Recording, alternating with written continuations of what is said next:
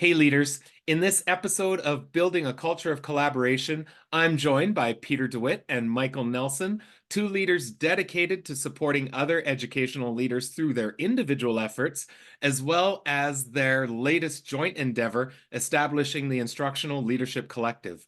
In this episode, we are going to explore the work Peter and Michael do through the Instructional Leadership Collective, how we can build and sustain cultures of collaboration in our organizations, and the impact of human interconnectedness. So let's get started. Intentional and purposeful focus on building a culture of collaboration is the secret for leaders striving to make a difference. In building a culture of collaboration, Kurtis and Lorna Hewson will share simple tips, ideas, and strategies to take your organization's collaborative efforts to the next level. Welcome to episode 13 of Building a Culture of Collaboration. As always, I'm Kurtis Hewson, co-founder and lead learner of Jigsaw Learning. For this episode, I'm flying solo. I normally would have Lorna with me as well to be part, but she's unable to join us. But I am joined by Michael Nelson and Peter DeWitt. Welcome, gentlemen. It's so great to have you on the podcast. Well, thanks for having us. We appreciate it. Thank you for having us, Kurtis. And I did, in our conversation just before, for those watching the video, of course, you're able to see that we actually get to have both gentlemen in the same physical room as one another. For listeners, you can just picture what it would be like. But you said this is one of the first times you've had a chance to do a podcast from the same physical location. Yeah, I live in Albany, New York, but I happen to be in the Seattle area for work and working with Mike. And so, yeah, I'm at his house outside of Seattle. So this is the first podcast interview we've ever done in the same room. So this is it's kind of awkward. I don't know what to do with my hand. On Zoom, so I have to keep looking over at him every once in a while to say, oh, it's really him. Oh, well, that's awesome. Well, for any of our listeners that do not already know of the work that Peter and Michael do, I'll just give a little bit of a bio, and then I'd love for you to fill in some of the pieces of your leadership journey with our listeners. So, as superintendent, Michael was named Washington State's 2019 Superintendent of the Year.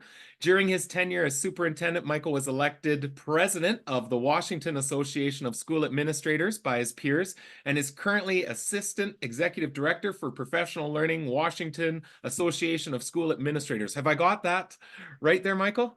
That is all correct. Yes, thank you. Okay, awesome. And for the gentleman beside you, Peter DeWitt is founder and CEO of the Instructional Leadership Collective and noted author, speaker, and facilitator.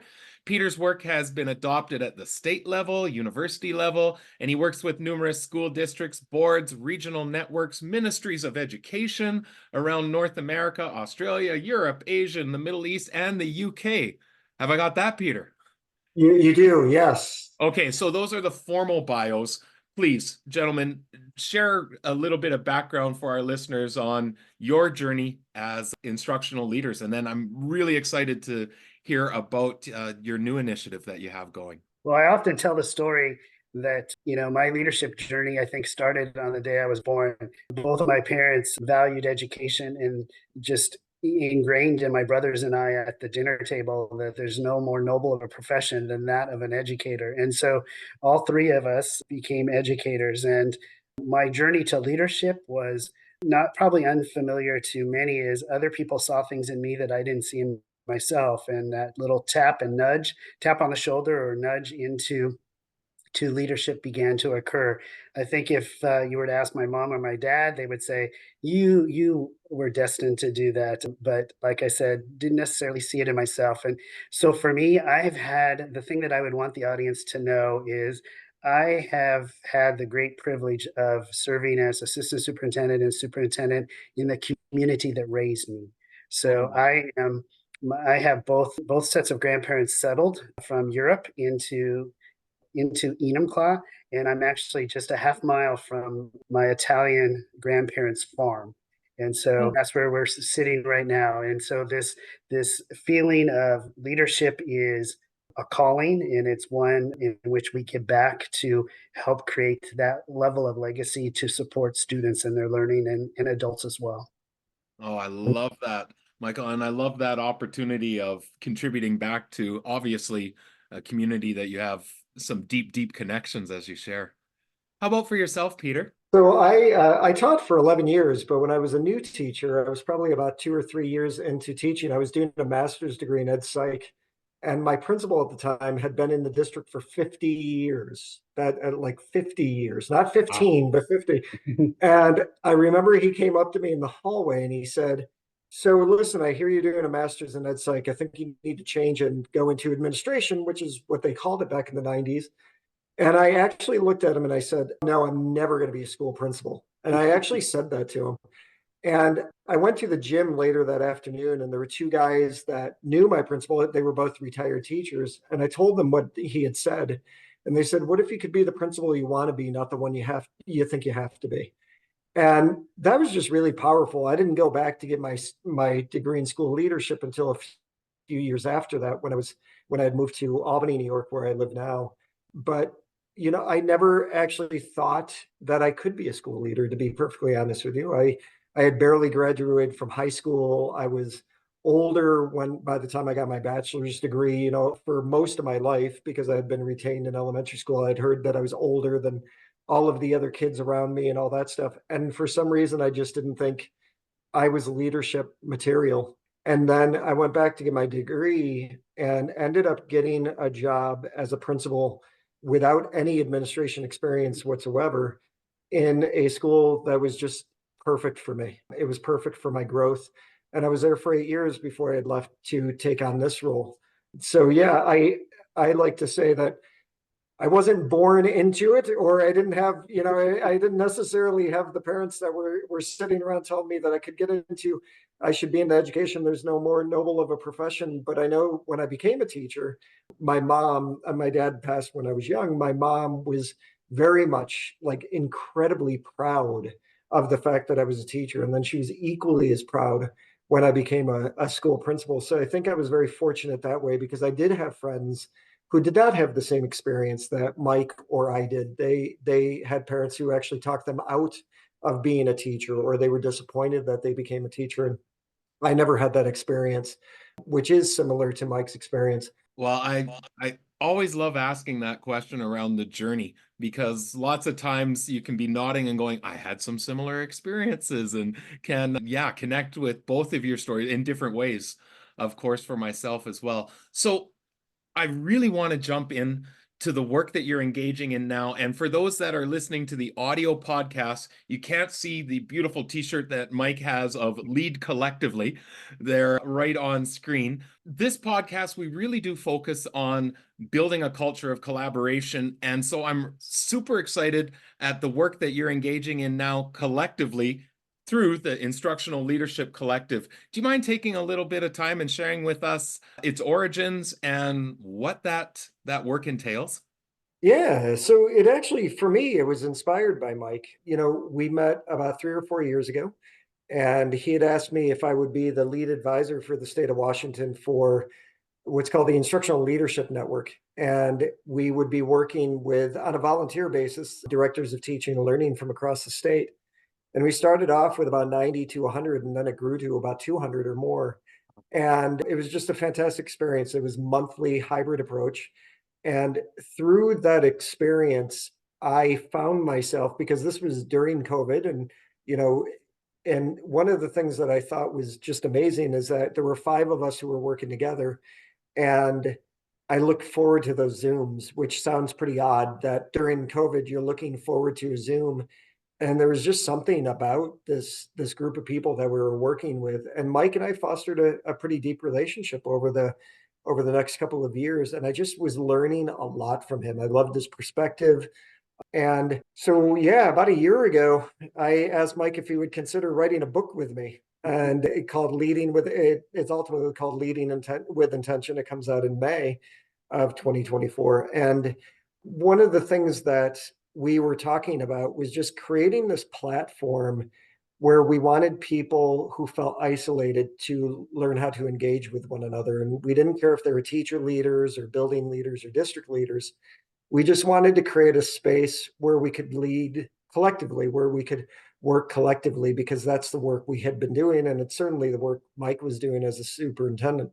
Mm-hmm. So created the corporation probably in like September, and it officially opened up in October. And Yeah, it's been a pretty amazing experience because Mike's been a fantastic thought partner. And there have been a few things that we've been focused on. We created a platform that's membership driven. It's free to join, but it's called the Instructional Leadership Collective, and it's a platform through what's called the Mighty platform.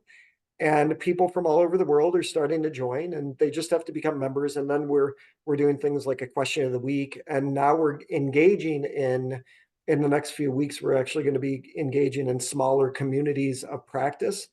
And one of the things that we have learned a lot from just the work we do, whether it's coaching or running workshops or whatever, is that a lot of leaders feel isolated. And I'm sure, Kurtis, you find this all the time with All Lorna the as time. well, is that people Absolutely. just feel isolated and they want to belong to something where they feel like their voice is valued and they feel like their ideas are valued.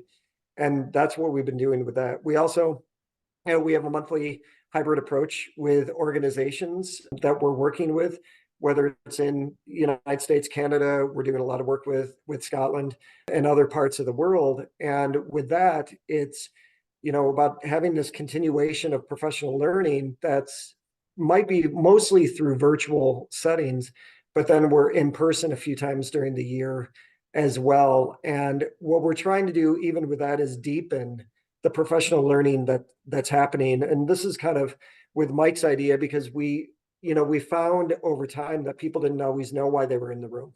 And that was very difficult for us because we couldn't imagine that they were coming to a session and they didn't even know why they were there. And we found that it was happening more and more. People were coming to professional learning. So one of the things that we started doing is making sure that we were sending out a letter ahead of time and sharing our success criteria, and then asking them, what's your success criteria? What are your learning needs? And it's kind of been this organic experience because Mike has he just has a very different perspective than I do, especially when he's been at the district level and I have not. I've been at the building level. And he's been a big fan. It sounds odd that I'm talking about him, and he's literally right next to me for the first time during a podcast. So I'm sorry, but he has talked a lot about the dash in between. So maybe you want to go with that part. Yeah, I would love to hear that, Mike. Yeah, that sounds great. It's trying to build this foundation of anytime that two people are interacting, there's contributor and listener for understanding, listening for understanding, and that this is constantly evolving in the conversation. And I think sometimes that those core pieces aren't necessarily always there and in place, and building that type of culture that you can, as a leader, you can be both a contributor and a listener, and this back and forth flow. But what Peter was talking about in terms of the dash, and what we have really focused on, is strategies to support leaders between their anchor meetings. So let's just say a building principal, for example, has a series of, during the course of a year, has a series of 12 staff meetings or 20 staff meetings, however many staff meetings they have in the course of their year. What we often hear is principals going like the day before, what am I going to do at the meeting tomorrow? Or the staff are showing up at the meetings and wondering, I wonder what we're going to be doing tomorrow. And what we're trying to present and bring forward is the concept of every anchor meeting is what we call those staff meetings where you're in person, or workshops where you're in person. Those are key events that will catapult you to the next key event. But that space in between, so let's say your meeting is, Thursday, and then you have another meeting 2 Thursdays from now. We hope that we can build strategies and practices that when you leave that meeting on that first Thursday, you will be a different practitioner by the time you enter that meeting the next time that you're meeting, because there are next steps and tasks that occur at the end of that meeting, and they generally lead into whatever the agenda or success criteria is for that follow-up meeting. And so that just is that continuation. And we've seen buildings and districts that have adopted that type of concept, that the dash is almost more important than those anchor meetings in terms of moving it into practice with students or into practice within adults working with each other, if that makes sense, Kurtis. It makes perfect sense. And it's interesting hearing you talk about that duality of listener and contributor.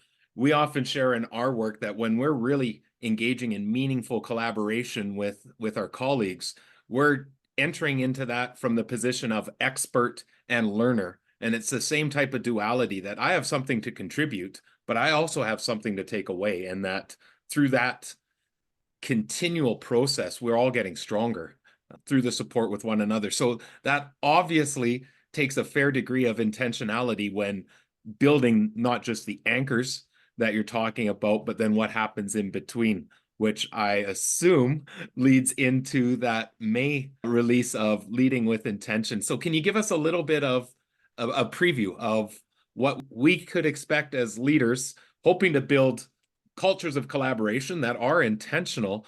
What can we take away from that upcoming text? Yeah, I find that the book, as we were finishing up the book, and I was talking to Mike, I had said that this is a culmination of our relationship and how it's grown over the years. And Kurtis, you travel and you work with a lot of people, and Mike just always stood out.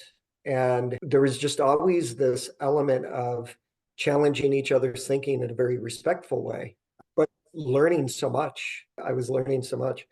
And one of the things that we wanted to be able to do was talk about the fact that so many times we meet with leaders that think they're engaged in actions, but I don't know if they're actually doing what they think they're doing. And so we started to really explore the whole idea of self-awareness, leadership self-awareness, and began looking at internal self-awareness versus external self-awareness. The interesting part about that when you're getting into conversations with leaders is they sometimes feel like self-awareness, do we really have to talk about this? But when you start asking them, what do people think about your leadership style? How do you look for feedback? Are you looking for feedback? Or are you doing feedback sharing where you're actually talking about the feedback you've received or criticisms you've received in the past and you want to do better and you're looking for what's referred to as feedback sharing? And those have been really interesting conversations to have, because when you dig down deep into the self-awareness part, people start to really question, do I understand my leadership actions? And the whole idea there is that, and the reason why we're looking at intentionality is that we're always going back and forth with, why are we doing what we're doing? Not getting caught up in activity traps and things like that. And really understanding the deep meaning behind, because if you can't articulate what you're doing, then how are you going to communicate that with others? Mm-hmm. And what we know about implementation is that implementation is very, very difficult. And we all come to the table with our own experiences. And just because we might believe that we understand why we're implementing what we're implementing, it doesn't mean the people around the table are. And then when you add in an element of things like de-implementation, the abandonment of low value practices, what we found is that in the research that we've done over the past few years, is that we've surveyed thousands of educators and we've asked them, what would you abandon? And 100% of the time, it's the first time this is like, it was a common theme that just started coming out. 100% of the time, people said they would abandon things that they felt were being done to them, not things that they were doing themselves. And the interesting thing about that is there's research from 2000 from Vivian Robinson and Helen Timperley out of New Zealand that said the teachers contribute to their own workload more than any initiative does. So then when you start introducing that research into the discussion about internal and external self-awareness, then it becomes a little bit more real for people where they start to question, because if we're always going to say things like we're busy or we don't have time to do those kind of things, that whole idea of internal and external self-awareness is really, really important, because all of that, not having an understanding of that, impacts negatively the initiatives that you might be trying to focus on. And it also should make you question, why are we focusing on these initiatives in the first place? So that is chapter one, believe it or not. So, and then we lead into something that is just always been Mike's strength. I mean, I've met people who have known him for decades, and I've been fortunate enough to stay at his house and just spend a lot of time with his wife and family and go to the school where he used to lead. So I know this to be true. is that one of the things that is so important for him is this idea of human interconnectedness. And we are definite. Actually, let's jump there right now. That was one of the questions that I had, but you've given me the perfect segue. So I had an opportunity to listen to the podcast that was titled How to Deepen Collaboration with Your Teams. It was one, Peter, that you did on your Leaders Coaching Leaders, where Michael was a guest. And that was one of the things I took away, was that when you were focusing on deepening collaboration, Michael, you had shared something that you refer to as human interconnectedness. So can you share with us what that means and how do leaders go about really putting direct, again, that word intentionality comes up for us, direct intentionality on the importance and building of human interconnectedness? Well, thanks. And I have to pay a huge tribute back to Peter and my wife for this one because I'm year 39 in and my wife Britt would keep saying, you need to articulate not necessarily what you do, but how you do it, because there's a key in that. And I really didn't understand necessarily that. And so when Peter said, "Hey, do you want to co-author a book together?" I said yes without even thinking, Kurtis. And so I remember calling my wife and saying, I just said yes to co-authoring a book. It just came out. We didn't even talk about that. So it's like, oh, that's okay. But this might be a chance for me to really reflect. And, the other thing, Kurtis, when you talk about life experiences, and Peter just mentioned that as well.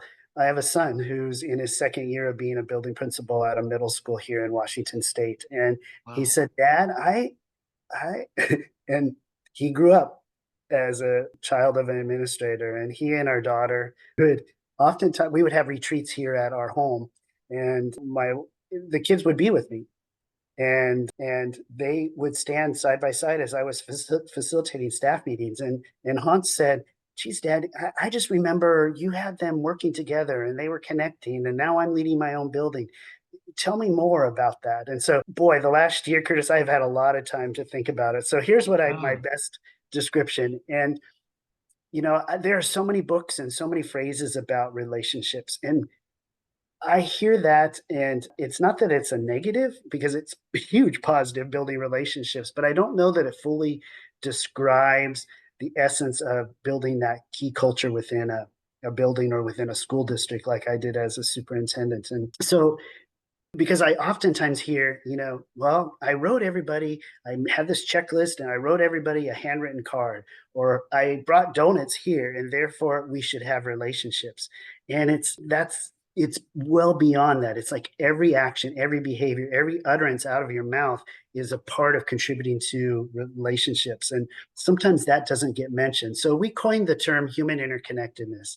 And the thing that I know is I feel, and Peter feels the same, and that's why we've connected so well, is we feel like we're still teachers.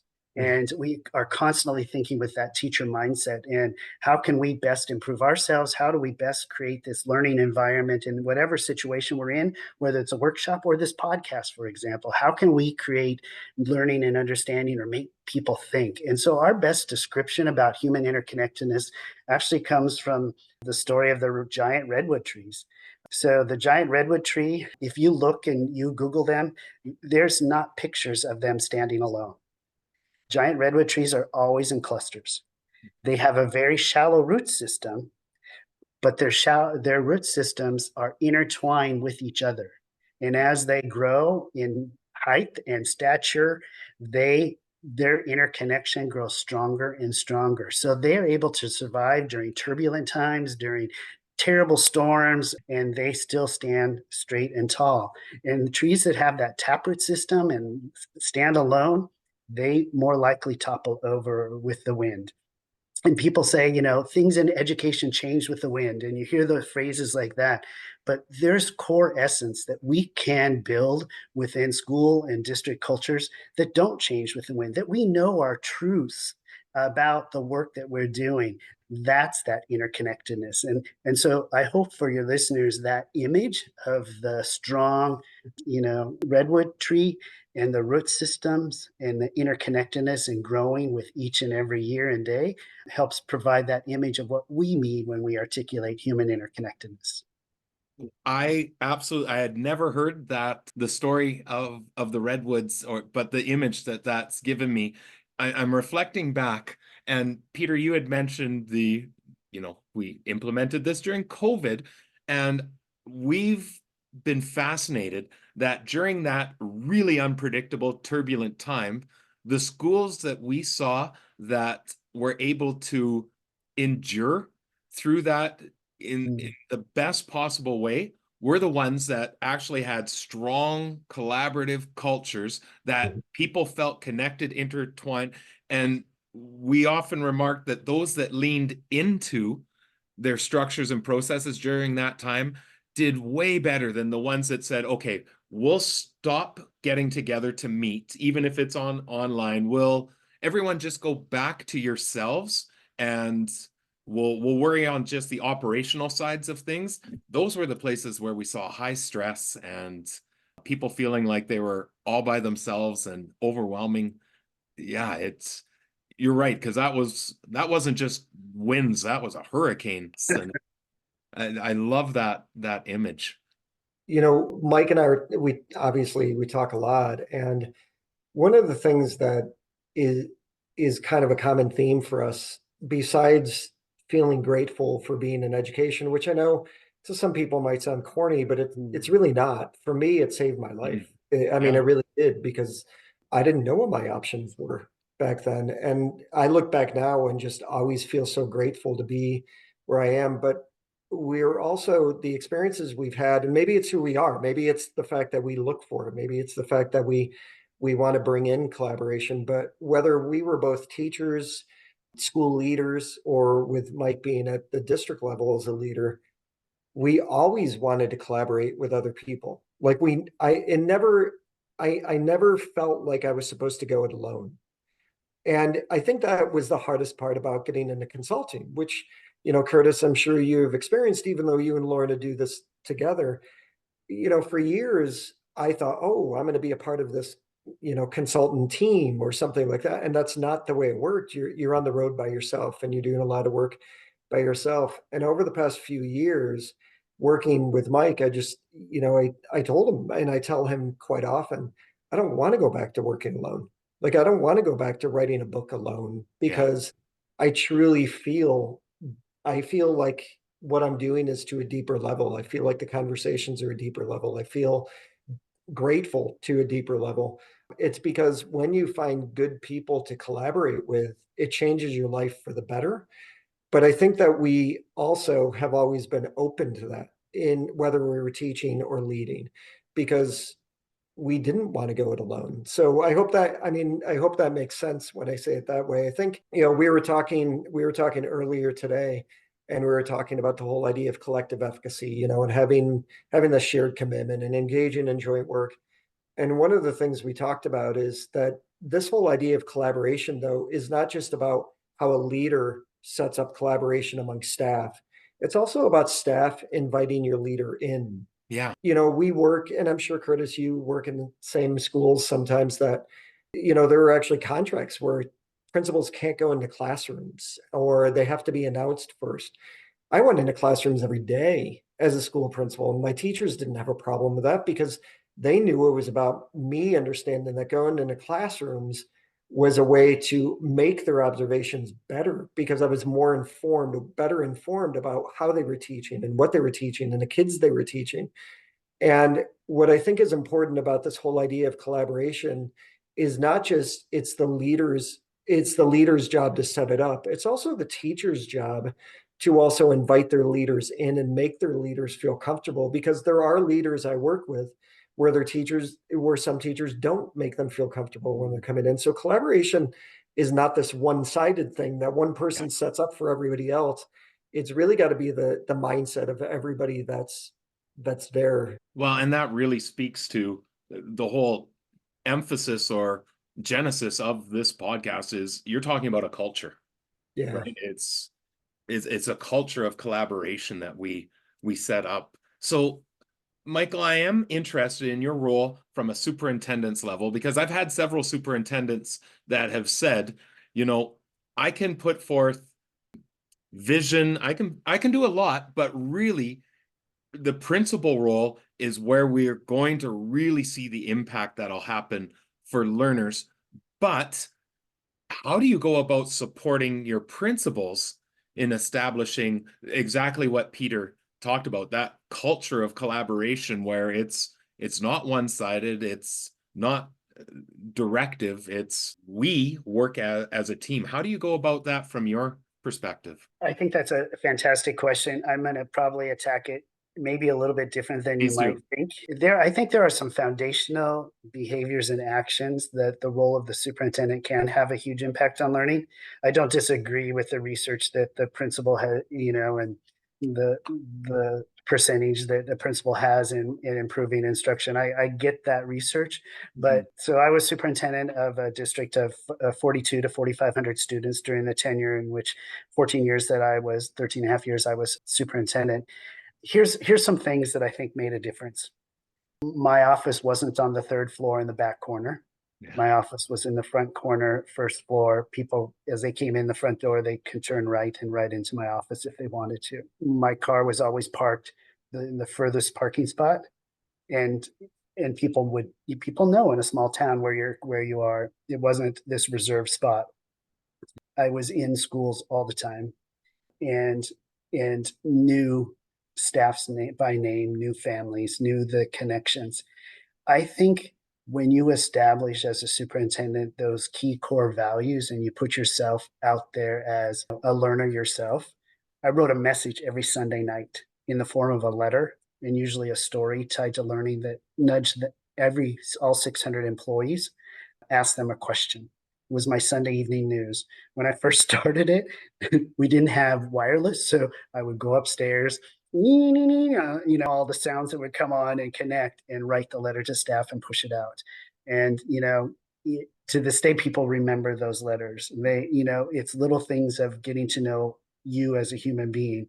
When snow routes, when it was a snowy day, staff knew I was the one of the individuals getting up at 3:30 with my dog Duncan. I would take pictures. We would go to Starbucks. There's that human side of being the leader. None of what I just told you directly ties to students meeting standards, the third grade standards in reading, but I think has a huge impact toward that end. So when I come in and have conversations, and Peter describes a story of, during observations and when I'm having conversations, I'm quoting Peter now, with teachers, I'm in their classroom and we're having the conversation in their classroom. As a superintendent, it was the same with me. So I'm in your building, we're having your conversation with you. Teachers know that teacher, and so when I'm walking the building with the principal, there's that connection. And I believe because of that foundation, it's a whole different level of personalization and not this hidden person. So when you're not that hidden person, you can have an impact on the learning because of the culture that you created. Well, Michael, I'm reflecting on that.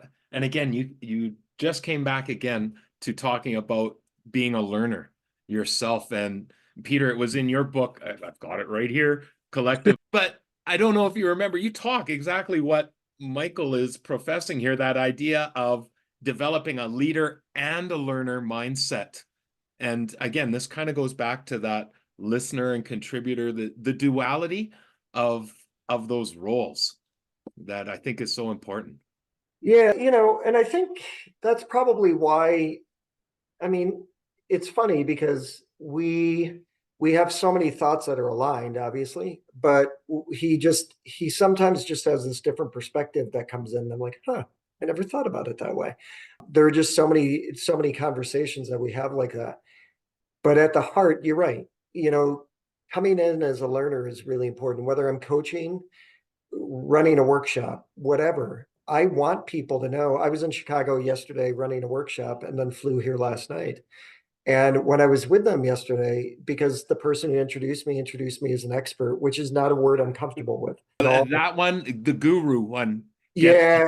I always get that little bit of a cringe when I. Yeah, I want to I just like to crawl under the table during those moments. And one of the things that I said to them was, you have to understand that you have an expertise because you understand your context better than I ever will.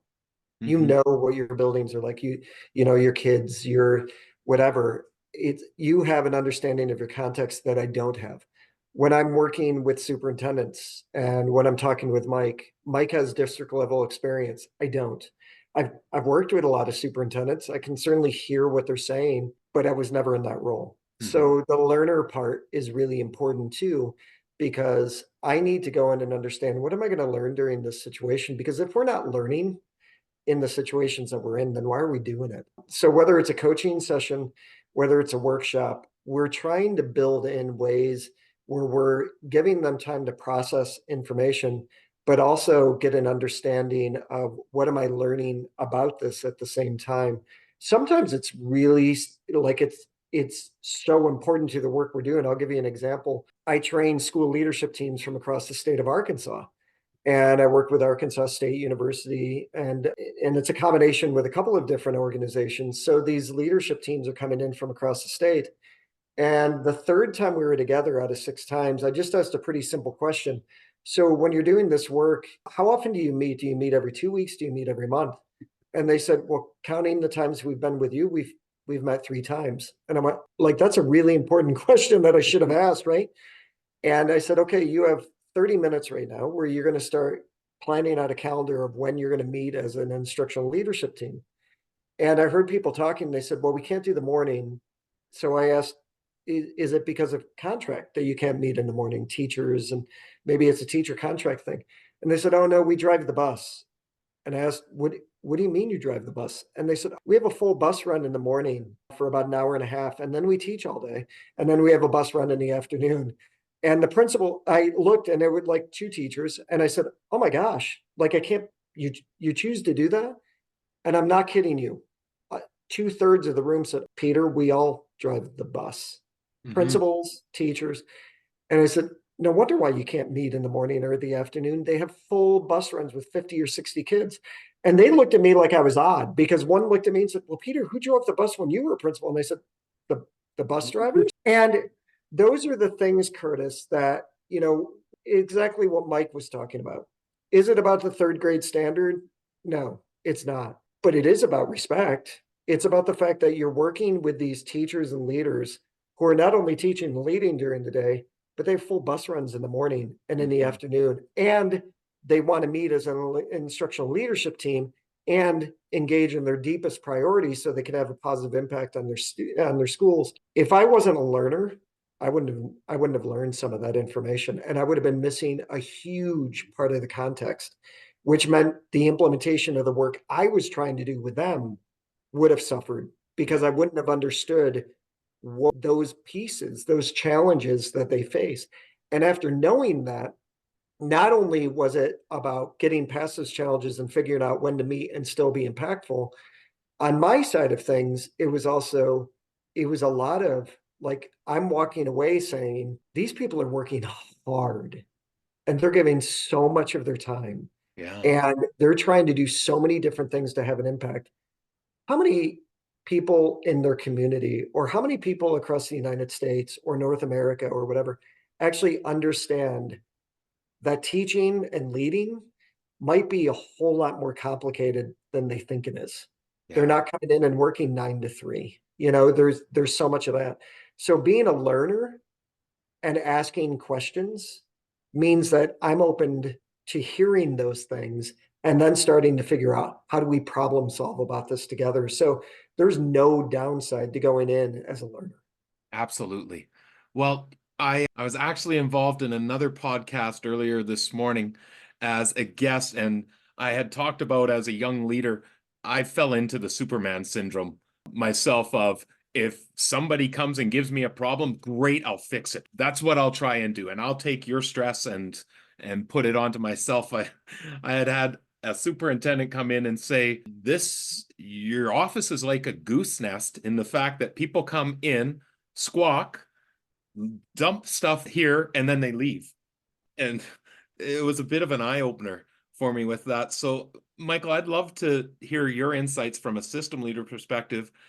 How do you respond when you see that? Because I'd like to assume I wasn't the only young leader who thought, I've got this title now, that means I do everything for every one, rather than what I should have been doing of asking questions, understanding things deeply, and how can I support you in attending to that?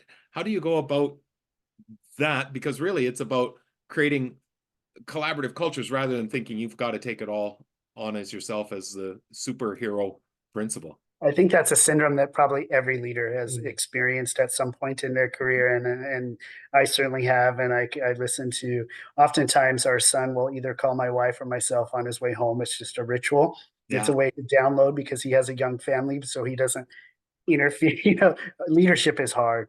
Kurtis, I think of it as more of an and. I think there are moments, so I'm guarded with my answer to say, no, you should always not give the answer, and you should always, context is important, right? Let them come up with the answer. And so we did lots of role playing with our leaders around situations.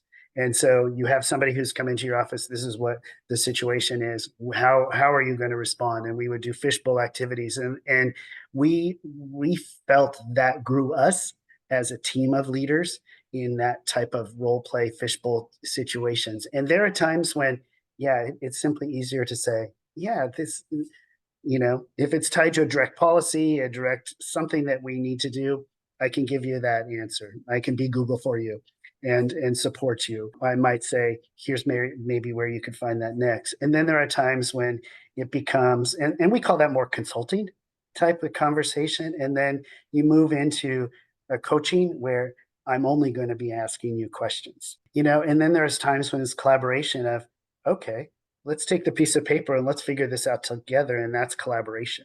So we kind of filtered things through those lens, and then we would role play. In this situation, are you a consultant, collaborator, or are you a coach? And play with that type of concept. And that seemed to break that cycle of what you call the goose nest. Hopefully that helps. Yeah, absolutely. Well, we are getting close to finishing up this episode, but there's always a question that we love to ask all of our guests.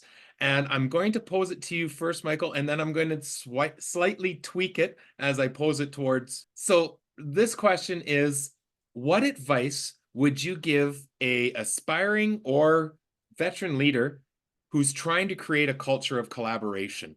I'll turn that one to you first, Michael, and then I'm going to tweak it ever so slightly when I direct it towards Peter. Okay, so a culture of collaboration. I'm trying to pause.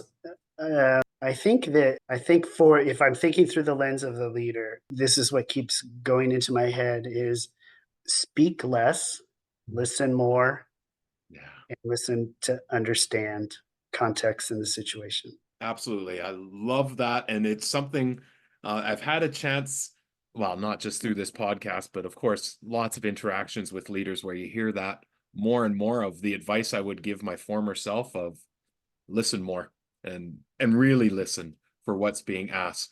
So I want to flip this to Peter, but I'm going to do it in a slightly different way. So, and I'm going to just share a real quick story. I had a chance He's nervous right now. I can tell, Kurtis. You can feel the tightening up. Yeah. You said you were going to tweak it. He thought he was going to have some reflection time, and now he is nervous. So give it to him. No, we don't want to give any of that extra prep time to one individual over. I was like, so I could answer that question now. Okay, so in 2015, I've been working with schools, and all these ideas were flowing, and so had self-published a book with my wife Lorna around our collaborative response work.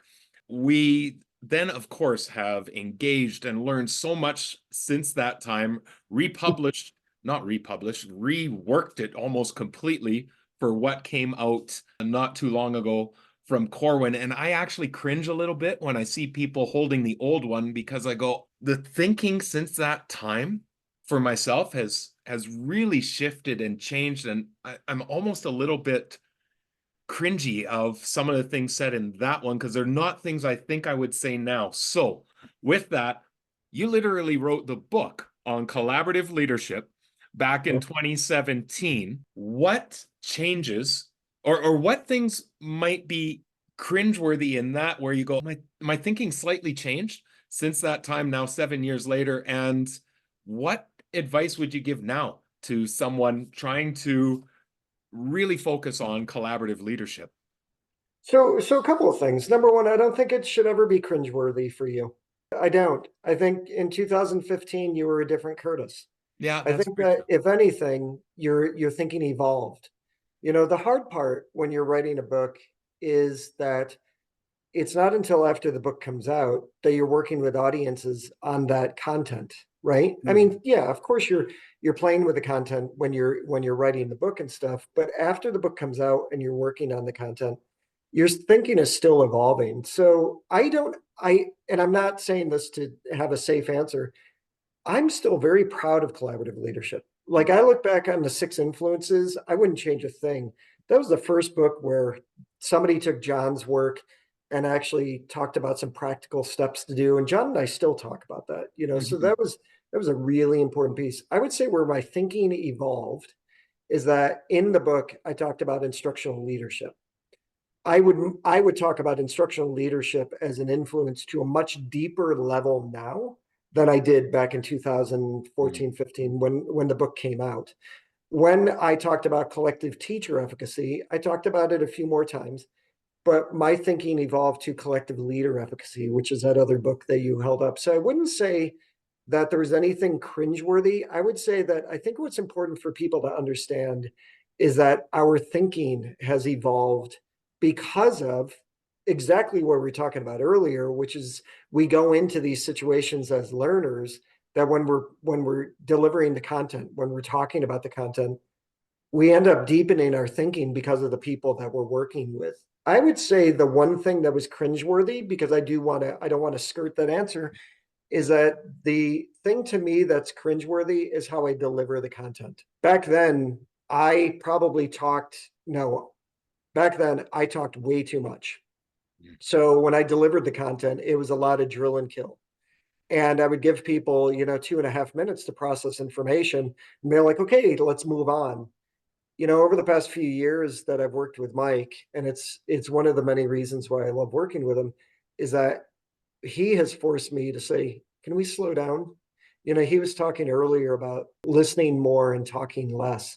It really is something that he embodies. And for me, nowadays, when we're running workshops, we're probably delivering content for about 40% of the time and giving about 60% of the time for processing. So that would be the piece that I would say that I have changed the most. I went from just talking about collaboration and the research around it. And I truly was collaborative as a leader. I was collaborative as a teacher. I know that. But I think that I've deepened my level of collaboration because of the fact that I value so much giving people time to process information and hearing from them and just slowing things down. Just yesterday, with what I was, with the workshop I was running in Chicago with the school district, we were working on their strategic plan and the actions they're taking from the strategic plan. I looked at a third of my content that they had already looked at and said, this is perfect. This is what we want. But in the conversation of one of the areas where they were processing, I knew that's the space we need to spend more time today. That's important because they're not going to have time to go back to their school district and do this work. Right now is the time they're going to do it. So I got rid of a third of my content just so I could do that. Those are things that I probably never would have done, 8 or 9 years ago when I was starting in this role. But it's definitely something that I will always do from now on. So I hope that helps answer It that does. question. And I'm reflecting on that, Peter, too, of that idea of even as a leader in a building, how do I create space for people to create their own understanding? And really that is collaboration. That if I as a leader am constantly directing and saying, this is how we'll collaborate and this is what we'll do next. And, I've created the agenda for us to collaborate. We probably haven't created the space to bring out everybody. And Yeah, and I'll give you one more example. So when I was a principal, I used to flip my faculty meetings, and everybody was, still to this day, they're like, "Wow, that's so innovative." But I would do that differently now because back when I was flipping faculty meetings, the first thing we focused on as a staff was feedback. And, I sent out an article ahead of time. They had to bring examples of their feedback. We talked about the evidence. It was a non-judgmental activity. It was Mhm. to deepen the learning. But the next faculty meeting, I moved on to something new that I was going to flip. Yeah. Nowadays, I would do that totally different. I would say, this is where it was teacher driven. We're focusing on feedback and bring in your evidence and all that stuff.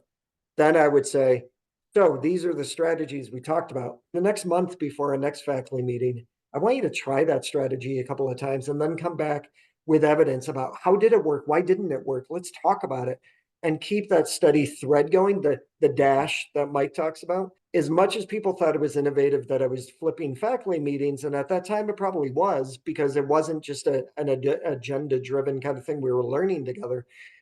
I would look and say, I need to slow that down. So for my advice for leaders, whether you're at the district level or the building level, is that do you talk at your staff, or do you actually give time to process information and engage in these deeper discussions where we're going to learn from one another? Because with the strategies we're trying to do these days when we're running professional learning, it is so great to hear people talk about their perspective on what it is that we're focusing on, as opposed to just always being about my perspective because maybe we wrote the book on it. So I would say the slowing down piece is something that is so vitally important, and giving people time to process information, because compliance doesn't mean they're understanding what it is that you're talking about. And only when we're engaging in conversations can we understand how to deepen that learning. Excellent. Well, I really, really have valued this conversation and value your time as well, being able to join. And I'm glad that we've been able to create an opportunity for you to be together in the same room as well. So as we finish off, can you just share how our listeners, best way to get in touch with you if they'd like to be able to learn more and to know some more about your leadership collective? Yeah, so you know what? Why don't I give you some breaking news at the same time we're doing this? So Yeah, awesome. you can go to our website. It's the Instructional Leadership Collective, and we have all the information you need there. You can actually go there to get the link to actually join our platform that is behind the member wall, and it's free for everybody. And you can find tons of resources and videos and all that stuff. But the breaking news is that you can also find us because Mike is going to be my new co-host for the Corwin's Leaders Coaching Leaders podcast. Oh, awesome. And that really is breaking news because it honestly just happened about 3 hours ago. So okay, by the time this comes out March 9th, it'll be old news, but I'm honored that I got it right away. So Tanya Gans, our editor, has asked Mike to actually be my co-host for the Leaders Coaching Leaders podcast. So and we're going to finish out the season together, and then talk about a whole new season next time around. All right. Well, thank you so much. I've been honored to have you join, and I think the lessons that you're sharing and key understandings are going to be really valuable for our listeners. So from the bottom of my heart, thank you so much for taking the time, and I wish you all the best in your efforts moving forward. Thank you so much, Kurtis. Thank you, Kurtis. So once again, I have the awesome opportunity to be able to stop and reflect what was shared there from Michael and Peter. Usually I'd have Lorna to be able to banter back and forth with this, but I'll do my best to really summarize. There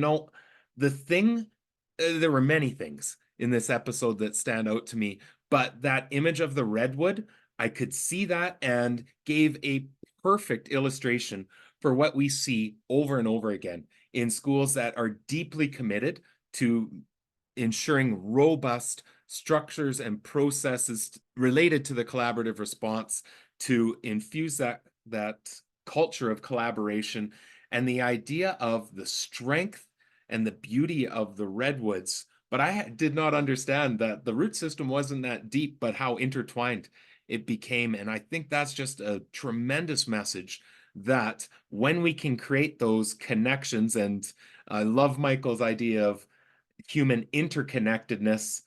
Wow, that creates that culture in our organization that we can endure whatever it is that comes, whatever the needs of the student or the communities that comes forth, that we can attend to those because of our interconnection. I often reflect, and I mentioned it in our conversation, that idea of duality of role of expert and learner when we're engaging in collaboration. But both Peter and Michael reinforce that again with the idea of you can be a learner and a leader. In fact, it's critical that you're adopting that mindset. But then when you're engaging in those conversations, how can I be a listener and a contributor? and recognize the importance of both of those. And I think the balance is so important because we heard a clear message of listen more, speak less. And that has certainly been one of my understandings over time. I still have to work on it myself personally, but so critical for us when we're building a culture of collaboration for our organizations. I also really love the message that came around slowing down, giving time to process, and creating that space that if we really want deep cultures of learning to be established and sustained, we need to create space where we can come back over and over to deepen our understanding, to be learning together within our organization. And I think giving attention to understanding that there will be, as Michael referred to them, anchors or anchor meetings that we have, and we want to be intentional and thoughtful of that. But sometimes it's the in-between that is really where we're trying to adopt and understand and go more deep in the work. He referred to it as the dash, and I love that thinking for us, that through that we're valuing perspectives and the individual understanding that comes from that. So in the show notes, of course, we'll be linking the Instructional Leadership Collective. There will also, I had mentioned a podcast that both Michael and Peter had engaged in. I'll link that in, and anything else that they send to share along to engage in this great work that they're doing. I'm also including in the show notes a new guide that we've published around 5 planning considerations for leaders that can transform your team meetings that may be valuable for you. It includes also a free meeting template that can be adjusted and adapted to help actualize some of those considerations. As always, would love for you to check out our book, Collaborative Response, and there will be a code in the show notes to be able to get a discount on that. And if you found value in this episode, we'd encourage you, please share it with one friend, with one colleague that can take away from the wisdom that Michael and Peter shared with us today. So until next time, thank you so much. And in the words of my wife, see you soon.